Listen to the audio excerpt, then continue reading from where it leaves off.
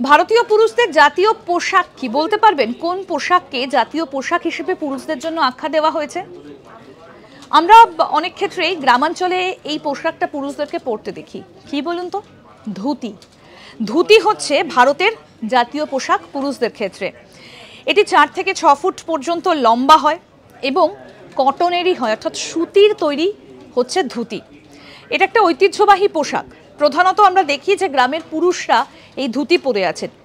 কোমরের বেল্ট দিয়ে বাঁধা হয়, এটি মোড়ানোর একটা স্টাইল রয়েছে যেটা কোমরের পরা হয়, একটা বিশেষ পাঁক রয়েছে, কোথাও কাঁচা দিয়ে ধুতি পরা হয়, কোথাও বা সেটা জড়িয়ে পরা হয়।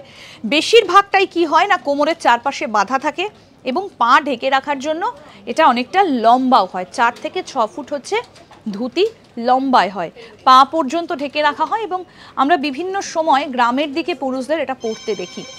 ধুতির পরার প্রচলন কিন্তু আজও রয়েছে, আর এই ধুতি হচ্ছে ভারতের পুরুষদের ক্ষেত্রে জাতীয় পোশাক। দেখতে থাকুন আজ তক বাংলার ইউটিউব চ্যানেল, সাবস্ক্রাইব করুন।